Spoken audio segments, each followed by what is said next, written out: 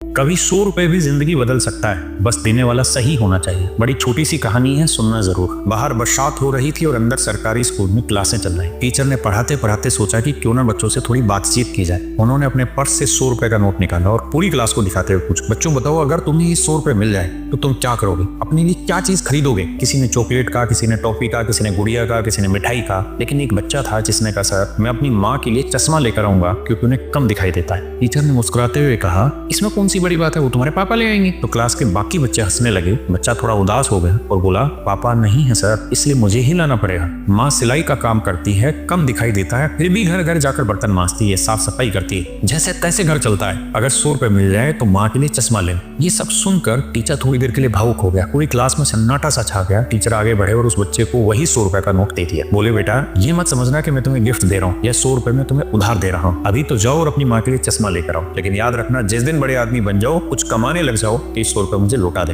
वक्त बीतता चला गया और लड़का बहुत मेहनत करता रहा, पढ़ाई करता रहा और 20 साल बाद फिर से वही इतिहास दोहराया गया। सीन वही था, बाहर बरसात थी, अंदर वही सरकारी स्कूल में क्लास चल रही थी। जो टीचर थे वो बुजुर्ग हो चुका था, शांति से बच्चों को पढ़ा रहा था, लेकिन अचानक स्कूल के बाहर एक सरकारी गाड़ी आकर रुकी। कलेक्टर साहब निकले। सब लोग सतर्क हो गए। सभी टीचर हैरान थे कि आज कलेक्टर साहब किसकी क्लास लगाने वाले हैं। कलेक्टर पूछते हैं एक टीचर का नाम और सीधा उसी क्लास में चले जाते हैं जहाँ वो बुजुर्ग टीचर पढ़ा रहे होते हैं। परमिशन लेकर क्लास में जाते हैं, टीचर के चरणों में झुककर प्रणाम करते हैं और कहते हैं, सर आपने मुझे पहचाना नहीं, मैं वही छात्र हूँ जो 20 साल पहले अपनी माँ के लिए चश्मा खरीदना चाहता था और आपने 100 रुपए उधार दिए थे। आज सबसे पहले वो 100 रुपए लौटाने आया हूँ और आपका सम्मान करना चाहता हूँ क्योंकि आपने मुझे जीने की ललक सिखाई और यह समझाया कि सही दिशा में दौड़ो तो कुछ हासिल किया जा सकता है। मेरे बच्चों, कहानी बहुत छोटी है पर सीख बहुत गहरी है। अगर आप अपने हालात बदलना चाहते हैं तो मजबूरियों को कोसना बंद कीजिए, वक्त को बदलना शुरू कीजिए, क्योंकि इंसान के अंदर इतनी ताकत होती है कि वो चाहे तो देवताओं से भी ऊपर उठ सकता है।